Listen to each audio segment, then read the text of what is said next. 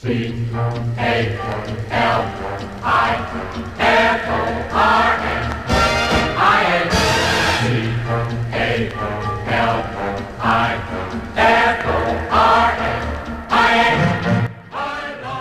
to the Free the Bear podcast. My name is Bill, and this is episode 4, A New Progressive Voice.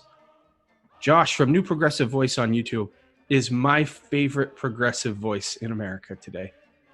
He's super kind, articulate. He knows his stuff, and it was a real treat to interview him. Forbes and I talk about what a second Trump term looks like, what a Biden term looks like, and just the general election and the state of affairs in America. So sit back, enjoy, and as always, Free the bear. Grrr. We have a really special guest today. Josh at New Progressive Voice is my favorite progressive YouTuber, podcaster, call him what you will, but by far my favorite. He's, I don't know how long you've been doing it, Josh, but what I love about you is that you didn't endorse a specific candidate. You endorsed ideas. And I think you're, in this age, especially I'll say for Forbes and I, we can be very erratic and angry sometimes. You seem to be very level-headed, and even though you're a YouTuber, you have the temperament of what I think would be a great politician. You're just an overall good guy. So it's a real treat for me to have my favorite progressive voice on our second episode of Free the Bear. Although technically it'll be our fourth, because our first one we had to split into 3 parts. But thank you so much, Josh, for joining us. You're welcome, and I'm just overwhelmed with the incredible openings. So thank you much, and keep it up. Keep it up if you can, anytime. Josh is, Bill does not really kind of come up with this kind of stuff. He's not going out of his way to kind of make anyone buttered up. So again, I am trusting his judgment. So again, I appreciate you coming on, and again, Bill's excited, and so I'm excited. So thank you so much again. And to find out more about Josh, go to New Progressive Voice on YouTube, and what is your Twitter feed? Let's see. I always forget it because I don't even pay attention to it. I think it's just Joshua. Sorry about that. At NPV1 or for NPV1. There you go. And it's. Oh, sorry. Let me repeat that. It's Joshua at the NPV if you're doing a search in Twitter. I do love your Twitter feed. It's probably my favorite one to follow as well. So definitely worth checking out. So I think the three of us, and if I'm wrong, you can correct me, all agree that Joe Biden would be a better president than Donald Trump. I think where a lot of progressives disagree is how much better he would be than Donald Trump. Is that safe to say for all of us? Well, I would just, if I can jump in here, I would just say that, it's a very low bar. I mean, Donald Trump has done everything to destroy constitutional norms, social norms, anything else that you can think normal-wise. He is this, the proverbial bull in the china shop, and the china shop has all our constitutional Bill of Rights, and he's breaking every one of those left and right. And so, Joe Biden coming through, yeah, he's going to be better. But again, I kind of think my next door neighbor's better. I think that my cat's better. I think that anyone who has a pulse could be probably better 99 out of 100 times. So again, it's a low bar, but yeah, Biden would be better. Sure, I guess. Yeah. Yeah, I have to agree. I think you stated it in a very eloquent way, the idea that bull coming in and, everything's just kind of crashing down. And we do need a breather. I think that what we usually find is when you get a Democrat, people get concerned for the Second Amendment rights and things like that. But when we get, in this case with Trump, it's First Amendment. This is kind of like what we're up against. These are our two choices. Yeah, it's a scary time. I mean, one part of Trump that people thought was alluring was that he was an outsider. Right now, with the coronavirus and all the things that are going on, I wish we had an insider now who knew all the right people to talk to, all the right government officials. So it's definitely a scary time. So Josh, I'm going to ask you, what does a second presidential term for Donald Trump look like in the future? What does that look like to you? Wow. Do you have a lot of time. Do. We got all the time in the world because again, my computer was screwing up and Zoom would not let me into the podcast. So yeah, take your time because yeah, we're around for a while. I would say basing it in two categories: one speculative, and the other one that seems very probable. And we can go by the first one based on what we have already gone through in the past 3 years. First and foremost, he definitely would be appointing ultra-conservative judges at the Supreme Court justice level as well as nationally. He's been trying to been very, very accelerating the rate at which you get conservative judges on district level, local level, etc. So that we can kiss, any additional work on climate change goodbye for the next 4 to 5 years. He won't take science seriously. If we have another crisis, we can expect he will likely, be question what people are saying. Does it fit his agenda? Self-serving, really, ultimately, whatever that agenda happens to be, philosophically or politically. We might also continue to expect, not knowing whether or not we'll ever actually have a deal with Iran, and making provocations with international leaders, not really honoring the constitutional pathway to engagement with the world abroad, continuing to line up with strongman authoritarian leaders as opposed to our allies. So continuation of breakdown of that. We won't likely have proper funding for the EPA. He's already pulling money out of that. Breakdown of the public sector, whether it's the post office or the public institution of education. A drift toward fascism and religiosity, not necessarily that he is religious, but he's really using that for his own ultimate gain. And he would continue to flirt with the idea of wanting to be president beyond the 4 years. I mean, whether or not we believe that would actually happen, I think we would want to question whether or not we would want to even give him that opportunity. Yeah, and one thing that I would add, what I'm more scared about, I think, with Trump than anything, is voter restrictions. I think he will give the green light to people in the governor in Ohio or any swing state. I think is going to become exponentially more difficult to win if Trump wins, his second term. Well, to me, the Trump second term is nightmarish from the American political experience, but from the global political experience, he is something that is, again, there's kind of a little bit of cheap talk that people wanted to say, well, this is the next Hitler. This is going to be this. This is going to be so kind of ugly and again, authoritarian. But he's kind of the cheaper version. He's the third-rate one. He is the one who is going to be the presidents of South Africa during apartheid, or some of these kind of half-assed dictators that we see are popping up in Eastern Europe, Putin-esque. There's no ideology really. They will use the props of religion, the state, historical experience whatsoever. But he's not. I don't have a feeling he's going to change the world or he wants to change the world. I should say like a Hitler type character. But he's going to be the one who's going to be my offspring are so special that I want to put them in as a political dynasty. Mm-hmm. Which you see in Latin American countries, like the Somozas in Nicaragua. That was a big thing. There was at least 2 or 3, I forget. But long story short, he just thinks that his offspring are special. He thinks that he's special enough that he can do whatever he wants. But he's also kind of a lazy SOB. In certain ways, he'll screw over minorities. He'll, unleash the police on people because again, that gives him cheap points in the trailer parks. But in the long term, I don't see this ideological edge, but again, he really is something that most countries have run into sometime before.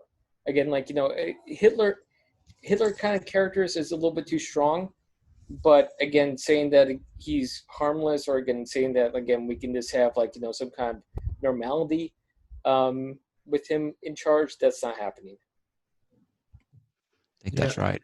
I think you know, Josh, you made a great point about the environment, that he is going, not only is it bad for us, but I think more than anything, his pulling out of the Paris, it just makes us look bad. It makes people not want to trade with us. It makes people not want to come visit America. I don't know. It's very, Trump is very scary to me in his isolationist point of view. Mm-hmm. Yeah, and that brings up the continuation of his current trade policy, which will continue to impact Americans having to foot the bill on that, and continued subsidies to large agribusiness because the impact that tariffs have on farming. And likely a second tax bill that will make the first one look small, that mainly will go to the rich, trickle-down economy that ultimately does really well in the first 3 to 4 years, but beyond that, we start to see a repeat of the Depression, Reaganomics, George Bush. Eventually, it's going to catch up with us, and it's going to be really ugly. So those are some other things we can expect from Trump's second presidency. One of my, I don't want to say favorite, but one of my most interesting stories about his tariffs and his trade war with China, Wisconsin had a very thriving ginseng business where Chinese executives would give as gifts to other executives Wisconsin ginseng.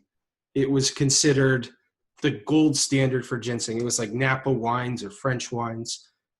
And then, you know, so all these people in Wisconsin are growing ginseng. Ginseng takes, I believe, 9 years to grow. And then boom, it's all gone. Like they stopped, like it was too expensive to trade. And all these people in Wisconsin, all these farmers just got completely screwed. I think Wisconsin will be very interesting for that reason alone. And I know Iowa the same way. People they lost everything.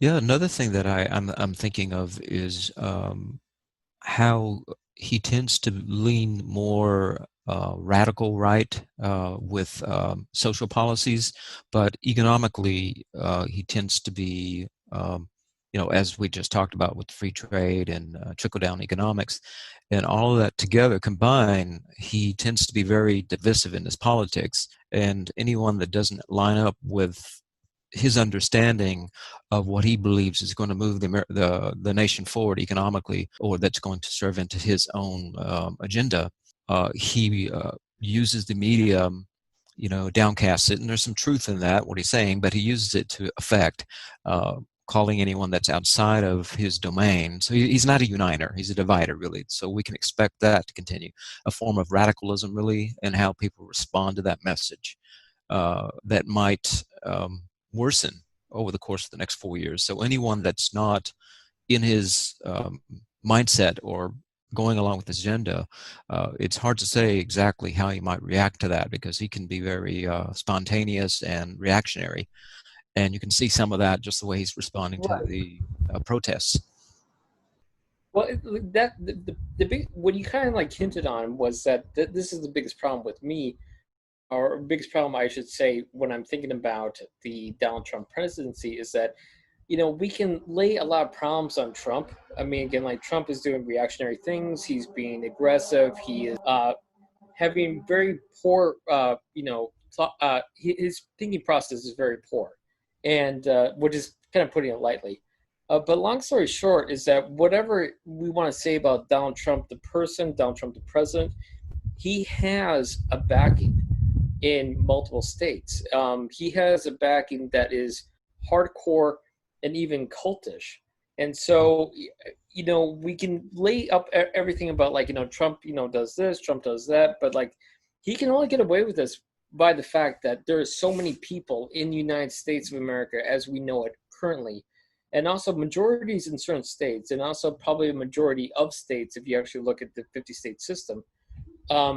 These people really are on board with these kind of policies. They're on board with, again, his attacks against protesters.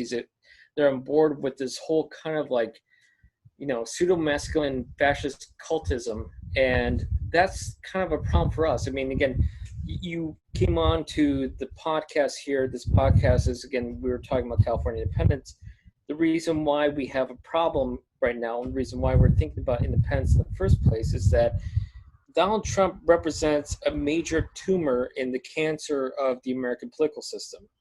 And we don't know what to do, but I think that Bill and others and, people we've talked to are kind of like saying like, okay, we can't cut the tumor out, but we'll basically amputate ourselves from the rest of the system. Yeah. And I guess that leads to another question I was going to ask you guys. Let's say Joe Biden wins. What happens to Trump supporters? Wow. They Did don't you go want anywhere. to go ahead? Oh, okay. Yeah, that's a really good question. They're definitely not going anywhere. We know that. I definitely think they would probably find a way to redirect their efforts, their attention towards someone like Tom Cotton, for example, and try to ready themselves for the next general election. It's kind of what I'm thinking. Yeah, Tom Cotton is one of the guys I worry about. I'll go even a step Well, further. Tom Cotton is the one who was like talking about using the 101st Airborne or something like that to basically try to restore order. So again, military troops don't have experience with any kind of policing functions. I mean, that's just a fact. Like, they're not built for that. They're not trained for that. What they're supposed to do is basically go in, destroy, conquer, done. They're not policemen. And again, that's a huge problem. And again, I think that a lot of the Republican right, especially the pro-Trump right, are just really trying to, see how much ultra-violence they can get away with to basically restore order, quote unquote, which is basically restoring the status quo, which was what caused this situation in the first place. And Tom Cotton, those kind of people, they scared the shit out of me because, excuse my French, they scare me so much because they could almost be the smarter Trump. Trump is a lazy, Big Mac eating, hiding in the bunker type of person. And they could actually do better than him because of his laziness, because of the fact that he's, again, 73 years old, which is no offense against the elderly, but again, you don't have the drive of an ideological warrior at that age for the most part. I think one of the advantages that Donald Trump has, his history of being in the media and knowing how to spin narrative, and he thrives on chaos. It's art of the deal, knowing how to propagate a message of victimhood and turn it into the strongman narrative. A lot of bluster. And they also have this, he has this way of using religion to make himself appear almost prophetic and messianic. So I'm not really sure if Tom Cotton is that way. I haven't really paid attention to him enough to know, but those are definitely things that would go greatly toward, if Trump gets reelected for another 4 years, that could drift the nation further right, making someone like Yang or Tulsi Gabbard look radically left. So this notion, or this sort of narrative that, if we elect Biden, people are going to go to sleep and go into a malaise, and people are just going to want to get someone like Tom Cotton in to answer to that malaise, I don't think is true. In fact, I think the opposite may happen. It may actually, because of Trump's ability to manipulate and propagate his message so effectively, he could continue to drift things more to the right, to the point at which everyone else looks ridiculously, just even a moderate Democrat looks ridiculously left. And, there was one thing that I found interesting. When Trump thought he was going to lose to Clinton, he was setting up his own online, I guess, the counter, the Young Turks. It was going to be, Donald Trump, going to be his kids talking. He was going to get like the Ann Coulters.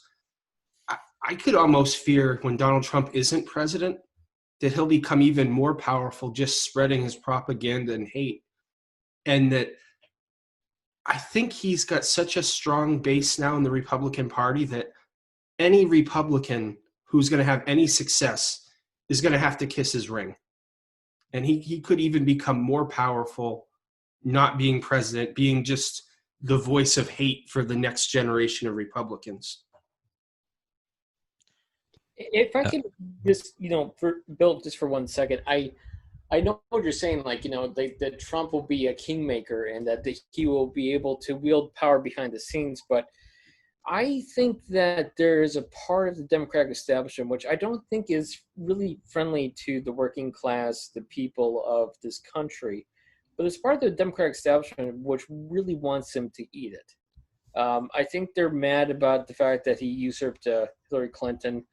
I think that they want to make sure that, again, like, what he was pulling off and, like, blowing through, kind of these, like, semi-innocent norms, like, again, like, the money going to certain friends, the money going towards his family, the Trump hotels thing. I think they want to make him eat it pretty bad. That being said, I don't think Trump will ever be on the sidelines. Trump either goes down with the ship or Trump is going to keep fighting.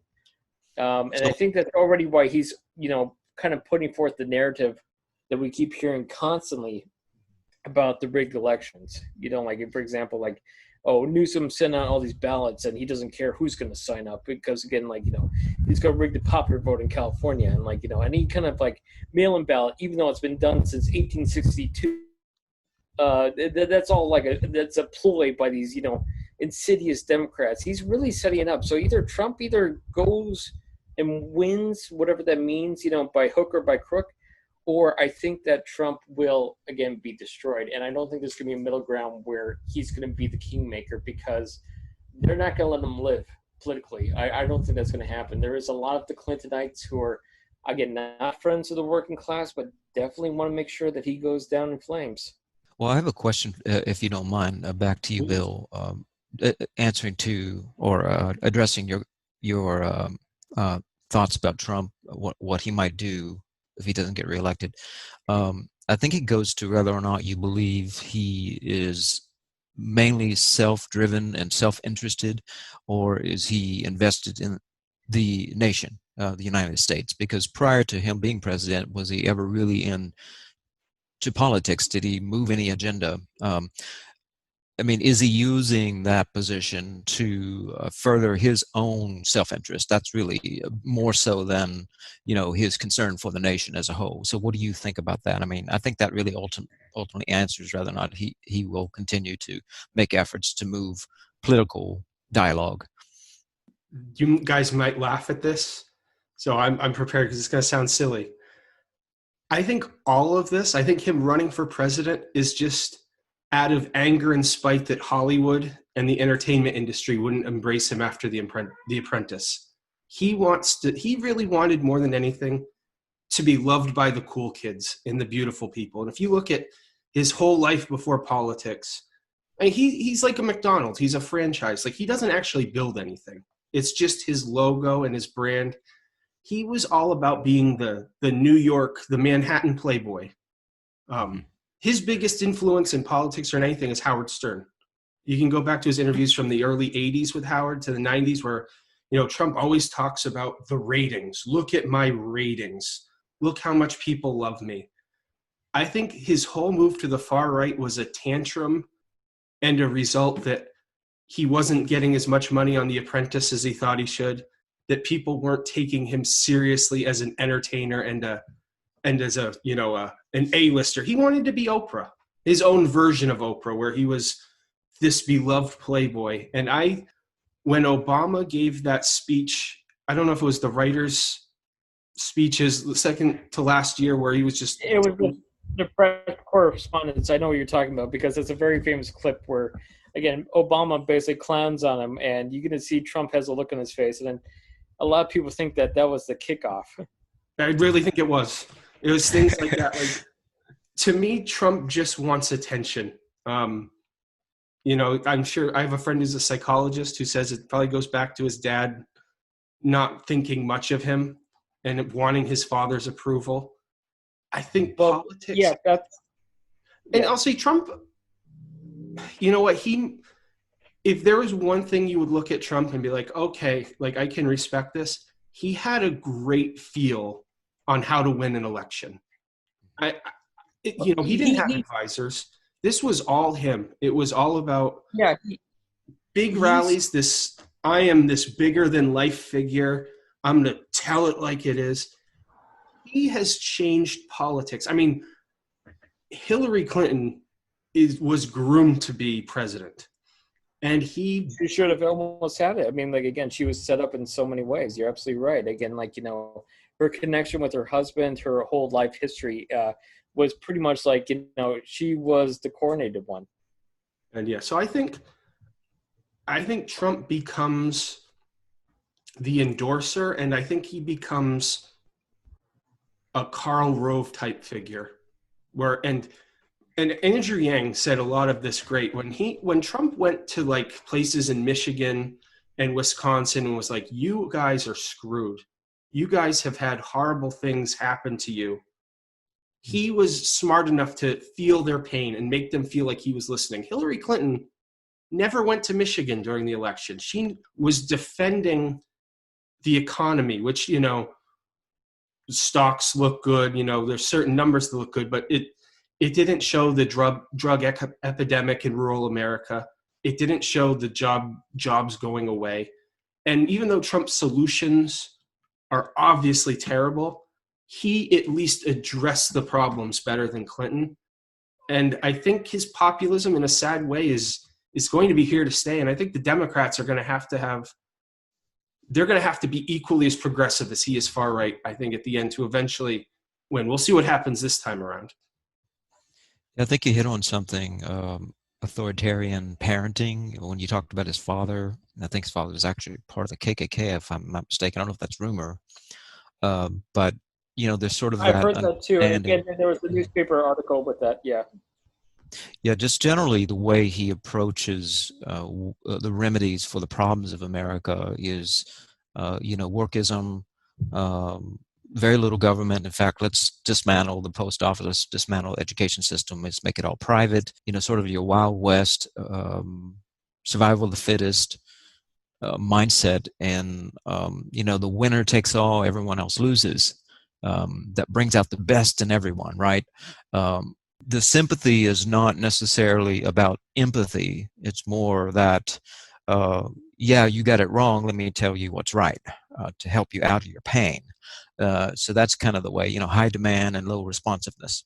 All right. So, guys, oh, sorry, Forbes. Go ahead.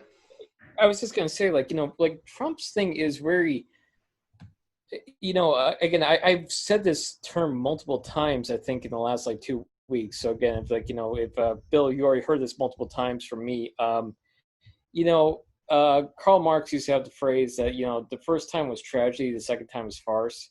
That history, that's a good Freudian slip.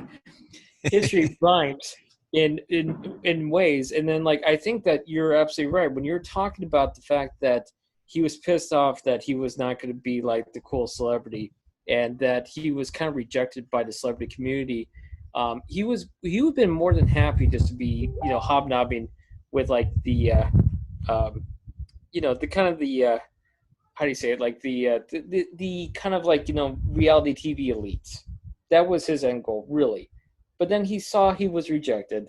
And just like Hitler was rejected from the Art Academy, Trump needed to make people know that they should kind of eat it. And he went out of his way to kind of just blow up the elite. And, you know, Trump is, whatever we want to think about him, whatever we can say about him, which is a lot, I'm sure we're on the same page, but he is a revolutionary in the fact that he destroyed the Clinton dynasty. Or actually, no, before that, he destroyed the Bush dynasty. Jeb Bush was supposed to be the coronated GOP nominee. We're supposed to have a Bush and Clinton 2016 election, and he destroyed Jeb Bush, and he completely crippled Clinton in the end. And I think that was all because, again, like you said, he was snubbed at the moment that he was supposed to have with the, you know, the celebrities. He was supposed to be, again, like, you know, again, the cool one. Again, he doesn't want to do any work. We all know that. I mean, like, for example, like, you know, he goes to golf courses like every 20 seconds.